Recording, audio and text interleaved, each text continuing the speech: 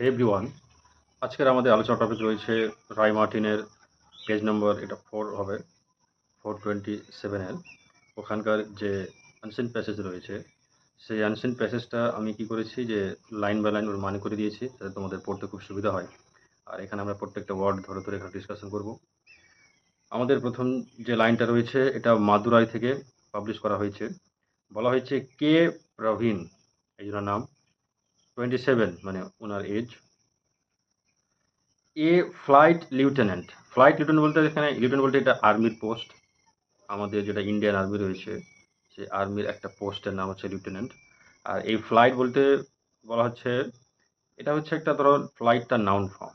কার noun form? Fly এর noun form. Flight আমাদের কাছে ভাগ, তার মানে এটা আমাদের যেটা এয়ারফোর্স রয়েছে ইন্ডিয়ান এয়ারফোর্স, সেই এয়ারফোর্সের একটা বিভাগ আর কি, flight lieutenant. From Madurai new, এখানে দেখো V2 রয়েছে, মানে জানতেন কি ইট ওয়াজ এ ডন্টিং। ডন্টিং বলতে এটা বলা হয় মানে কঠিন কাজ, মানে এমন কঠিন মানে দুর্দান্ত। তখন আমি বলতে পারি ফর্মিডেবল। এই রিলেটেড একটা ওয়ার্ড বলতে পারি কি ইন্টিমিডিয়েটিং, ঠিক আছে।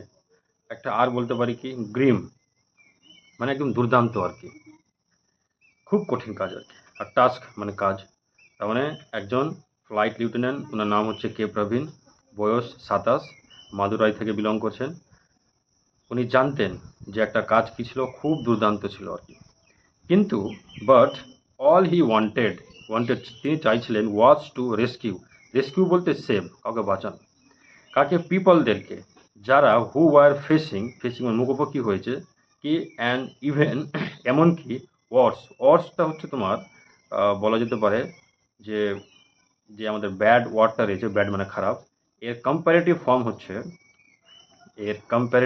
হচ্ছে অর্স, ঠিক আছে, মানে খারাপ থেকে খারাপ।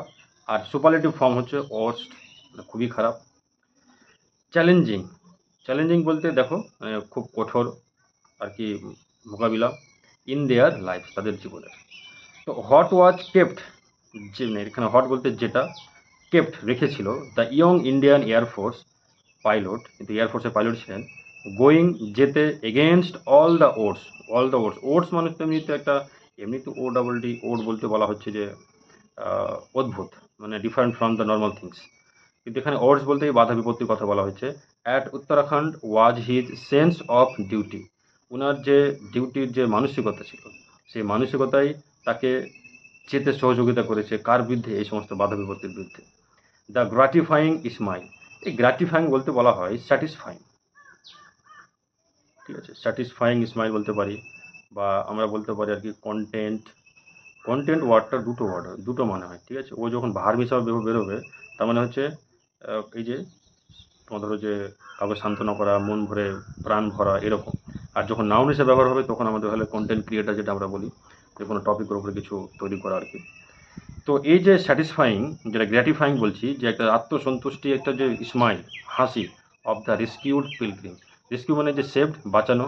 পিলগ্রিমস বলতে বলা যায় যারা রিলিজিয়াস পারপাসে তাদের তীর্থস্থানগুলো ঘুরতে যায়, ওদেরকে পিলগ্রিমস বলা হয়, ঠিক আছে। তো এই পিলগ্রিমসে যদি বেঁচে যায়, তাদের মুখে যে একটা কী হয়, স্যাটিসফাইং যে স্মাইল থাকে, সেই স্মাইলটা খুব সত্যিকারে খুব ভ্যালুয়েবল আর কি। ওটাই আমাদেরকে যে কেউকে সহযোগিতা করতে কী হয়, উৎসাহ করে। তো দেয়ার আর নো রোডস, কোনো রোড ছিল না, রোড নেই। নো প্রপার ফুড, খাবার নেই। এবং পানিশিং ওয়েদার, দেখো ওয়েদারটা কেমন, আবহাওয়াটা কেমন, পানিশিং। পানিশিং বলতে এখানে অত্যন্ত খারাপ আর কি, ঠিক আছে। এটা তোমার ধরো যে প্রেজেন্ট পার্টিসিপল, এই ওয়ার্ডটা ওই সব ইউজ হয়েছে, হেয়ার মানে এখানে। বাট উই ফিল হ্যাপি, কিন্তু আমরা কি ফিল করি, অনুভব করি খুশি। ফাইন, যখন পিপল থ্যাঙ্ক, যখন ধন্যবাদ দেয়। আফটার উই রেস্কিউ দেম, যখন আমি তাদেরকে বাঁচাই। We want to rescue all the people, আমি সমস্ত লোককে কী করতে পারি, আমরা কী করতে চাই, বাঁচাতে চাই। যা স্ট্রান্ডেড, স্ট্রান্ডেড বলতে যারা ট্র্যাপড, মানে আটকে পড়া, যারা আটকে পড়েছে এখানে। He had told his mother one Tuesday morning, Tuesday মর্নিংয়ে ইনি, যিনার নাম হচ্ছে প্রবীণ, ইনি কিন্তু তার মাকে বলেছিলেন এই সমস্ত কথা। তারপরে যে দেখো বাট বেয়ারলি, বেয়ারলি মানে অনলি জাস্ট, একদম সবে মাত্র, অনলি জাস্ট। অথবা একটা মানে আরও হয় অলমোস্ট, অলমোস্ট নটও হয়, কিন্তু এখানে আমাদের অনলি জাস্ট, এই মাত্র।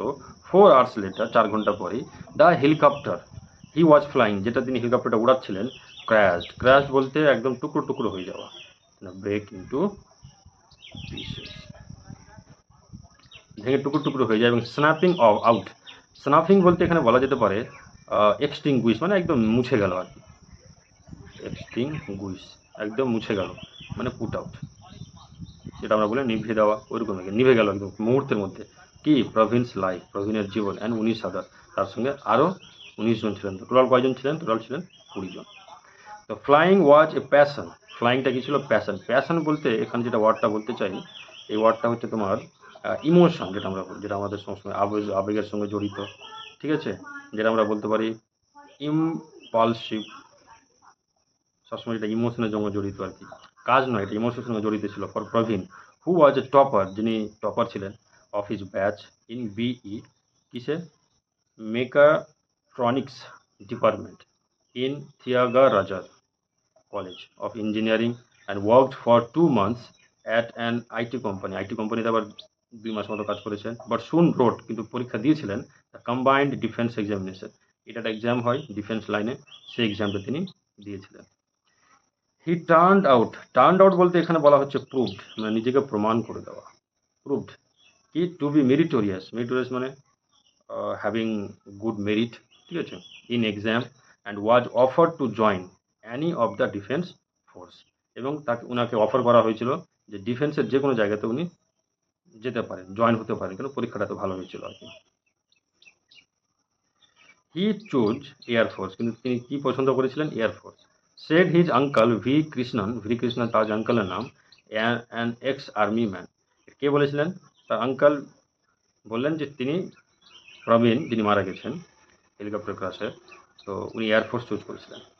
ডেথ অফ এ পার্সন, কোনো পার্সনের মৃত্যু, ইজ অলওয়েজ, কি হয়? সর্বদা, অ্যান আনবিয়ারেবল লস, লস মানে ক্ষতি, এমন ক্ষতি যেটা বিয়ার করা যায় না। এখানে দেখো তারা একটা প্রিফিক্স লাগিয়েছে, আর বিয়ারেবল, বিয়ার মানে কি? সহ্য করা, অ্যাবল মানে এটাকে অ্যাডজেক্টিভ বানিয়ে দিয়েছে, ওয়ার্ডটাকে, এই ওয়ার্ডটাকে অ্যাডজেক্টিভ বানিয়ে দিয়েছে, আর আগে প্রিফিক্স লাগিয়ে পুরো ওয়ার্ডটাকে তোমার নেগেটিভে নিয়ে চলে গেছে, ঠিক আছে, অসহ্য আর কি।